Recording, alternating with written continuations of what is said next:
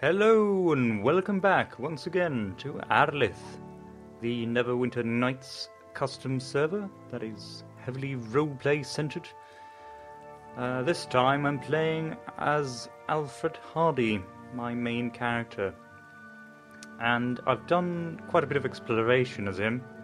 This place happens to be near this is near Minmere. I think that's how you pronounce it, right? It's the Nexus Falls, an area nearby, and you can see these lovely. Well, there's the big tree for starters, and apparently some people have carved into the tree. Lovely little message there, hearts and all, and then all these plants and everything have been brought here by players, to my knowledge, as far as I can tell. Since they changed the way crafting works, in that you don't have to have the name tag of the person who created it after the title or the description or anything like that. So it sort of blends in with the world a little better. And here we have some gravestones, and I took my time to take to examine them and look at them. So these are all. I'm going to assume these characters are all deceased, but they are in fact gravestones made by other players of other players' characters to sort of commemorate their memories. So all these characters had lives of their own, and I do actually recognize some of the names on the slabs here, such as, well, I'm sure I didn't meet any of these characters in person, but I've seen them around, because I'm sort of I hover in the background, and I never quite get into the big plots, mostly because I don't have time. So instead, I observe, and I take part in light conversation, but all the big stuff sort of happens around me, and I just take notice of other people's roleplay and characters, and I enjoy it that way, I guess. It's quite a read. I didn't actually take the time to read it all. I just thought, like, because it turns out there were a lot more gravestones as well than I initially had, thought there would be. I only saw these 3 gravestones and the 2 statues right here at first, but there's a couple more around the corner. So they have a similar message. Memories and stuff, quotations from people, what they thought of that particular person. But I also like how they've incorporated the actual year, the date when this person passed away, and all the different things they wear, because these characters wear. There's 2 archmages already, at least, in this memorial ground, and their deeds as their characters, because that all happens in the game. You first, they didn't start off as archmages. They started off as regular wizards or sorcerers, who then joined the Tower of Magi and ascended through the ranks. I don't really know what the ranking system is like in the wizarding world of Arelith, but I'm sure it's not just applying your name on a piece of parchment and that's it. I'm hoping it's a bit more like the Unseen University in Discworld, where you have to, well, probably not as ruthless in the sense that you don't have to take another person's shoes, as it were, so you don't have to kill off your predecessors. And there seem to be a lot of archmagi about. It's more like a council of archmages rather than having one archmage at the top. But Thor I actually remember. his character was around quite a lot, and Kalina Star, maybe I've seen her around, but again, I'm pretty sure she was more part of the Blight Keep sort of paladin roleplay than my character. I mean, I hardly step into that place at all. I will later on in this video, but that place has changed somewhat. So yeah, here's a lovely image of Bethor. The likeness, in his likeness in stone. And Kalina as well. They're quite similar. You can tell they've been made by the same person. Whoever that is. It doesn't say who created these gravestones, but they're now part of them. Well, they're not strictly speaking part of the module itself. Someone can pick these up and take them away if they so wish. I don't know why anyone would, but it's still possible to do so. A lot of gravestones and the like things that have been created by players themselves, because this actually requires crafting skill. You need, I don't know, masonry, some sort of a skill in that, I suppose, in order to create statues and gravestones, and then you simply drop it on the ground and it looks like that.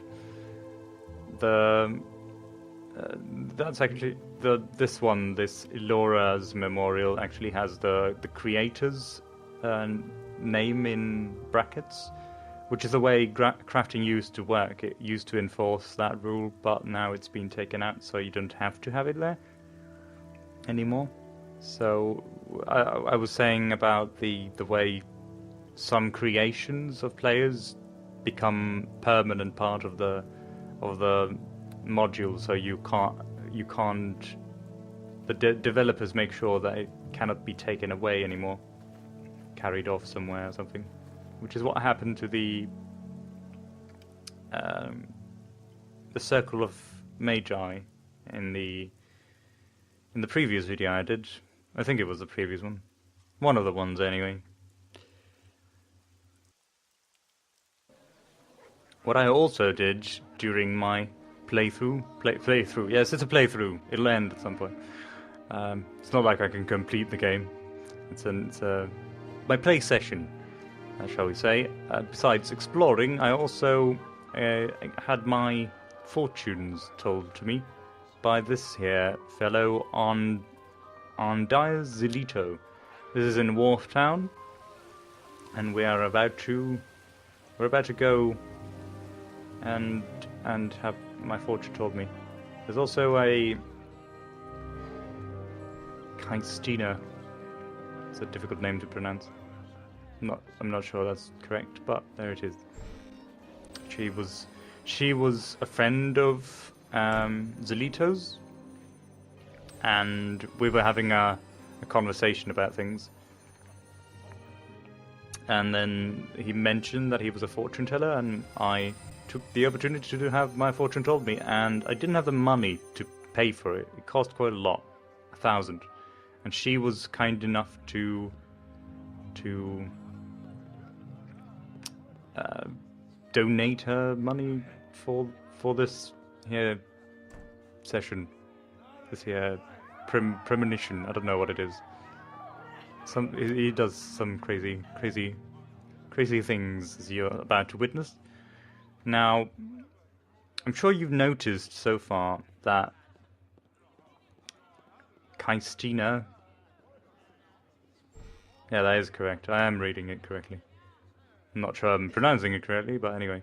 She has wings on her back. Now, the thing is, normally, because she has a cloak on, that covers the wings. You can't see them, but due to a mod I have installed, it actually reveals the wings through the cloak.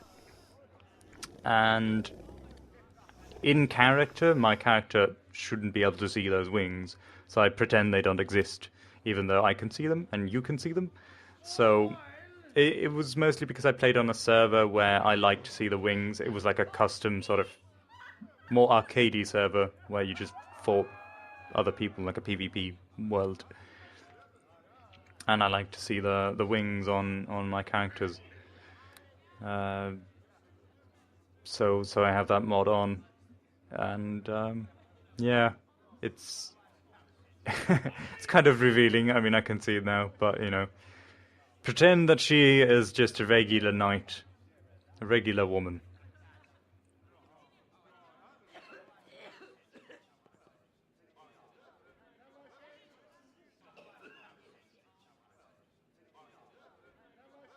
And this is really good. I like this. I like his entrance when he actually steps out of the room. It looks really cool.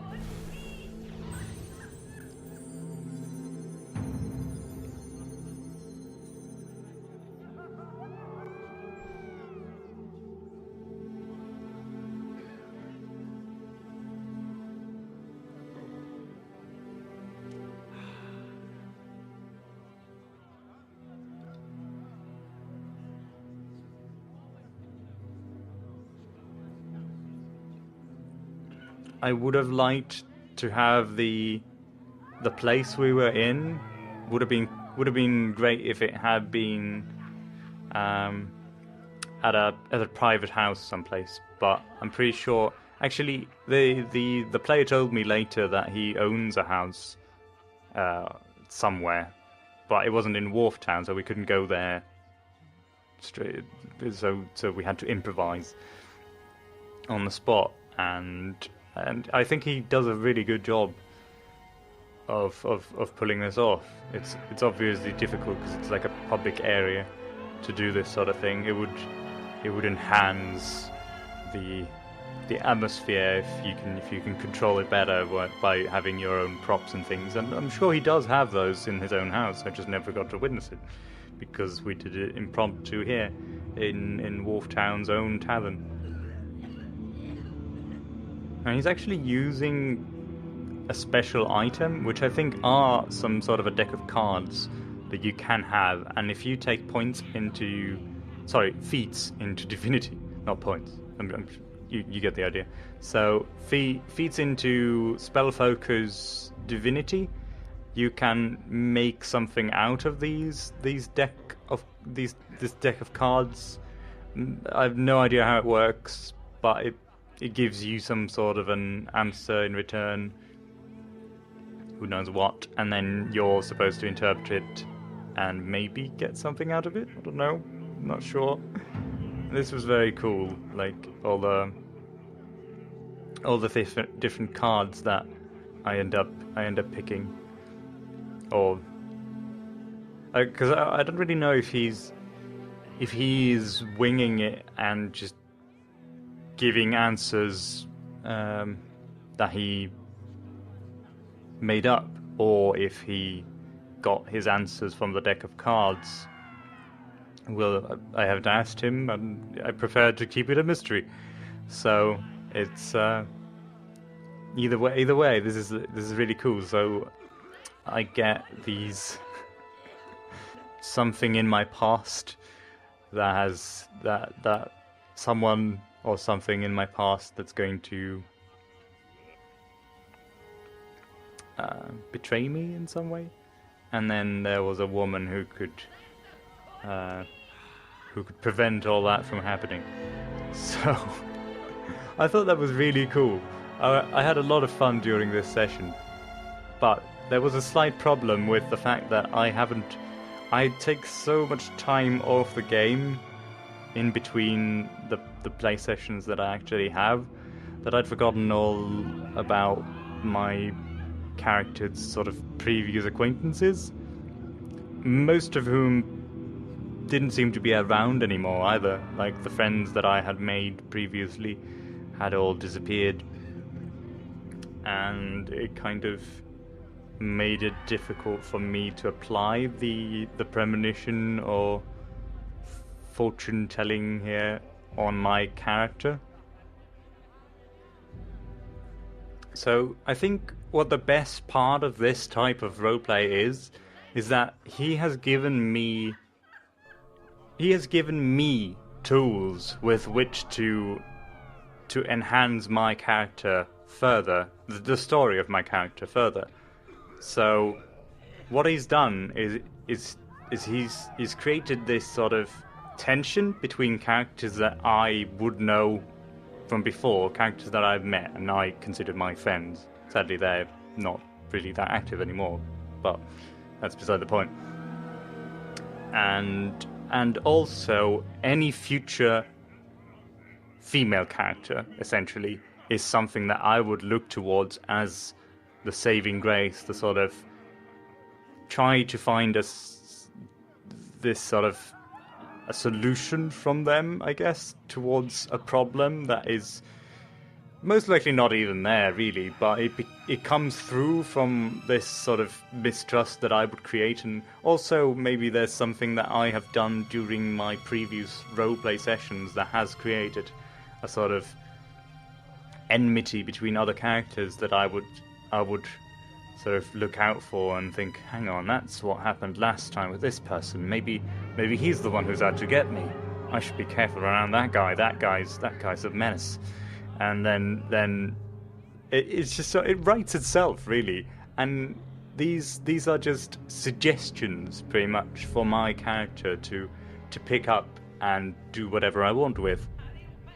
And as well, it involves several other people, the ones that I would be role-playing with, into this extra dialogue that has spawned from a simple premonition, sort of, well, not really a premonition, fortune-telling session. I really liked. I just thought that was brilliant, and he deserves all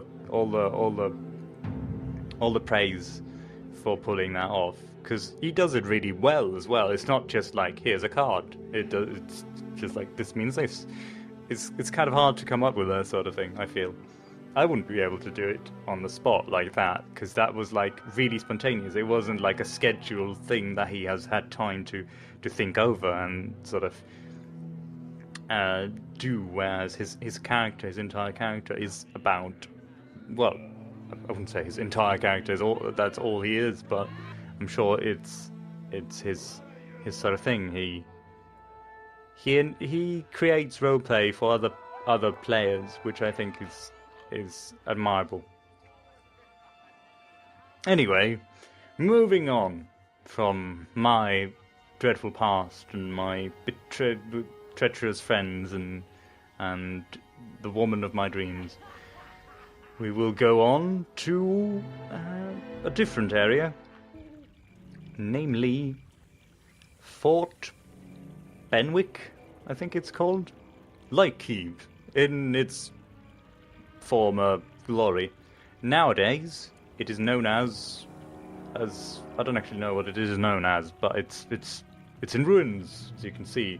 There's some terrible thing that has happened, and what brought me here, actually, well, what brought me here initially was that I was just exploring the new areas, and this is a new area because this used to be a very friendly place, but now it's not, quite clearly.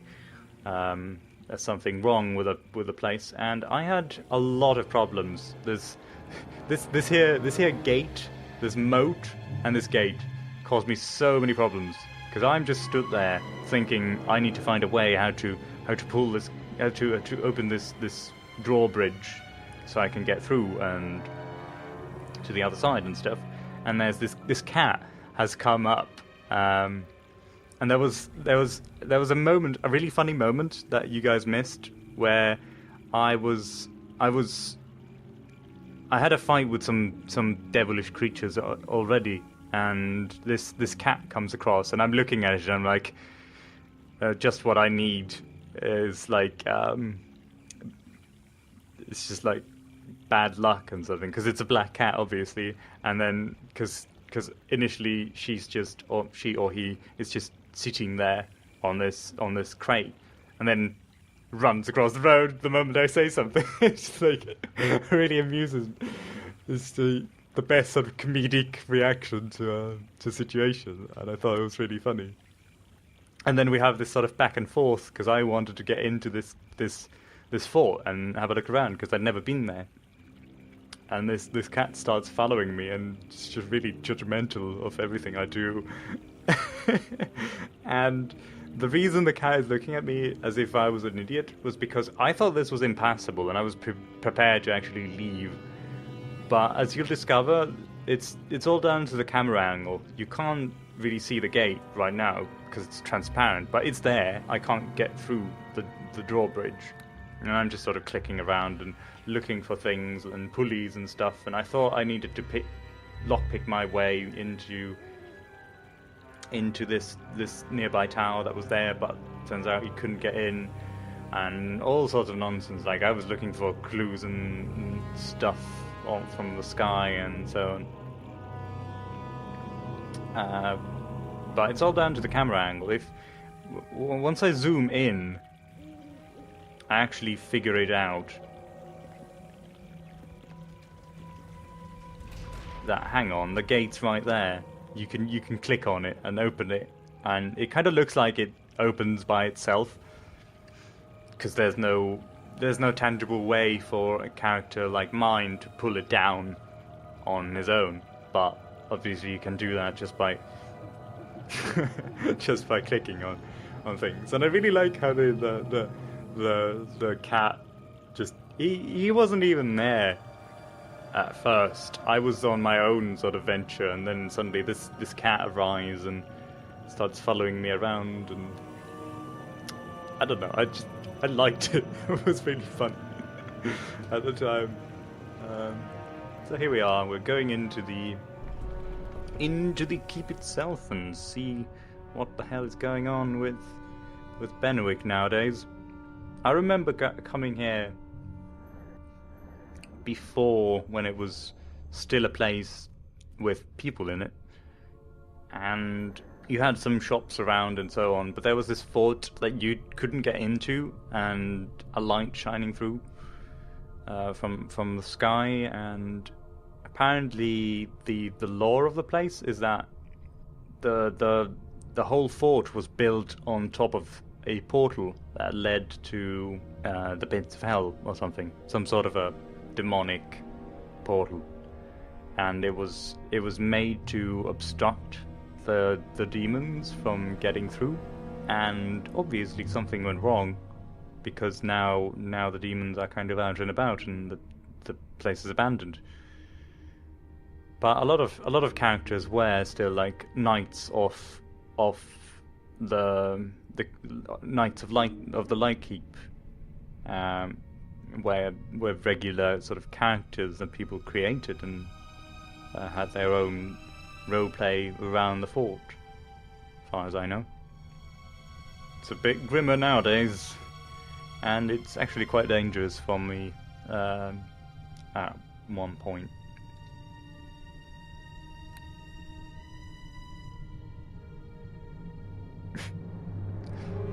The cat.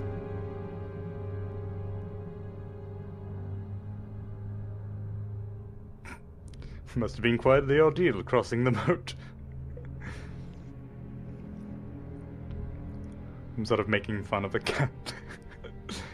I'm surprised he can see me. Well, not really, but I try to be stealthy, okay? I'm a little sad that a cat can see me. The whole reasoning behind going to this place was that because it was abandoned in such haste, I was thinking, well, my character was thinking, that the nobles' quarters could hold some left behind treasures, and I wanted to find treasure, loot, anything valuable that I could take home and get rich, you know. Trinkets and that sort of thing, maybe a painting or two, who knows. So that's what I'm searching for in this particular case. Alright, so here we have our devils. And they're quite scary looking. And I'm hoping like hell that none of them notice me, because look at that weapon. That's like a demonic spear on one of those guys, and then there's bows on the others. And I just know that if I get spotted, I'm pretty much done for from that point onwards. So I'm trying to go where the demons are, and well, the devils are not looking. And sadly, I got seen, which is kind of irritating, because that was supposed to be behind some sort of debris or rubble and something, whereas the creature was just inside the rubble and decided to attack me and come through. So that kind of confused me, and I was so scared that I was about to die then, because the moment one enemy notices you, if I attack, if I defend myself, the others are gonna come straight for me, and that's like game over at that point. I don't have many things on me as a character to survive. I can't fight the creatures at all, at least not on my own.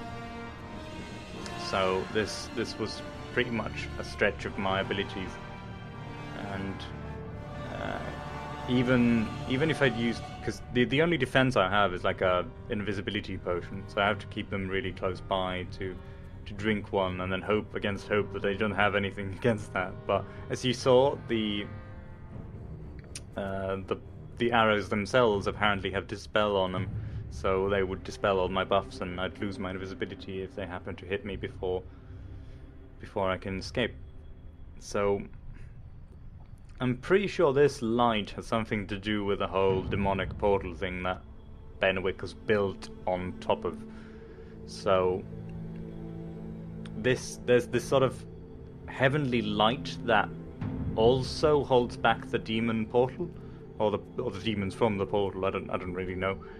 And then that is the soul light. It used to be brighter, I'm pretty sure. Not to mention more cheerful.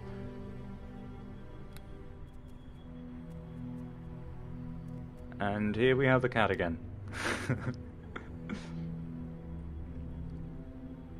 I thought at this point they would just leave, because a lot of the time I find that, well, I don't know, you usually get people to follow you on adventures when you go someplace and you start fighting things, and then you go together and have a grand adventure and kill everything and get the girl and so on and so forth. But in this case, this is just me not knowing what this area holds at all, and trying to survive on a character that's not built around combat in any way. He's a stealth character, that's all he does. So my best option at this point is to sneak through this place and just maybe find a building that I can get into and find some nobles long lost pantaloons or something, and then sell them for a very high price back home. So that's essentially what's happening here. I actually don't remember where the nobles were situated, so I do recognize parts of the streets and so on, the way they used to be. Some of them had shops in them, player-owned shops, and that sort of thing. But I have no idea if there ever was a nobles district, so who knows? I didn't really pay that much attention at the time. This is a pretty grim sight over here. All these corpses just impaled on that. So I tried to picture myself walking up to a grand building of sorts, and there's like 3 dozen people impaled on spikes. Not a sight for the faint-hearted. And my character is kind of hard to portray, because he's, on one side, he's an adventurer in a way, because he does get into danger, but he's also the sort of adventurer more akin to someone like Bilbo Baggins, who doesn't take part in the grand battles and that sort of thing. He's more sort of down to earth kind of person. He doesn't possess any magical abilities at all.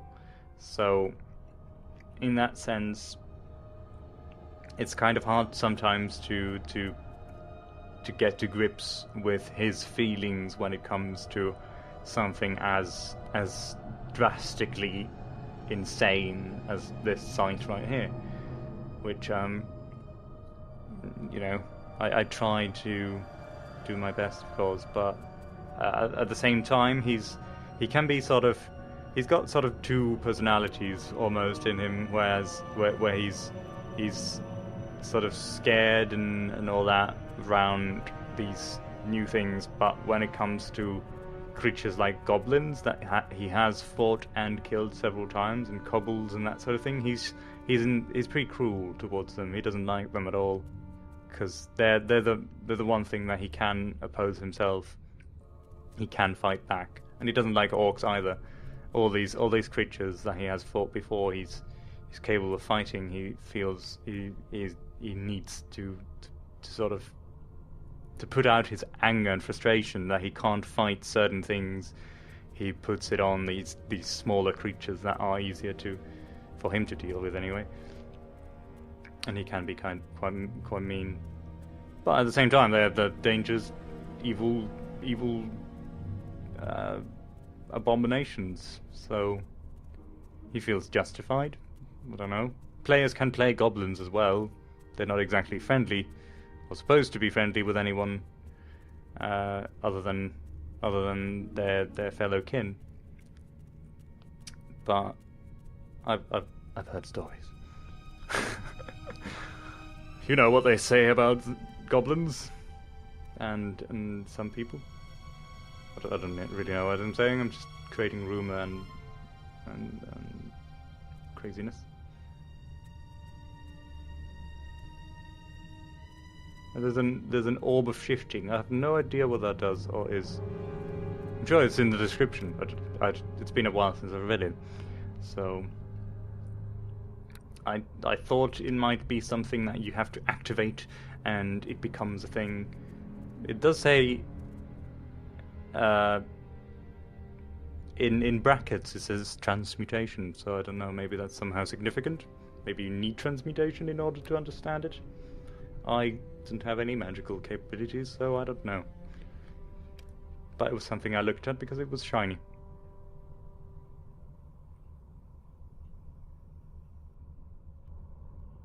I don't know if those were player made or not.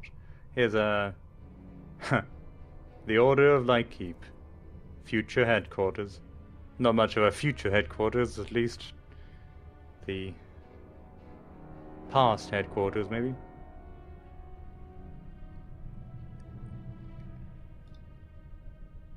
Yeah, I do recognize some of these buildings. I mean, they do have signs on them as well. So, that was the marketplace. At this point, I think the cat has already left. But that's okay, because we are getting close to the exit, or indeed the previous entrance. It's always been the entrance, but now I'm not entirely sure which way is the entrance. It's the official one anyway. But that the gates that we are coming to quite soon will lead outside, and we have made it through. And it turns out that there was no noble treasure to be found, at least not in this part of the city, the keep that I went through. There are other paths that I could have gone to, but they were too dangerous.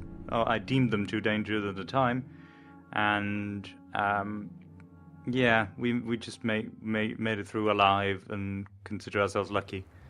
And I believe Alfred himself finds this. He's quite shaken from the whole thing, and this whole story continues later on, because I happen to come across two people who are also in the area, and that sort of leads into an interesting journey and I really want to show it to you, but we have run out of time, unfortunately, so it will have to be on the next video. I'm so sorry. You will have to wait.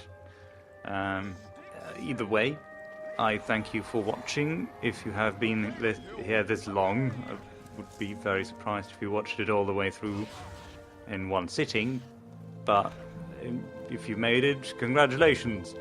And yeah, thanks for staying, and I hope you enjoyed it, and I will see you again in the next episode. See you then. Goodbye.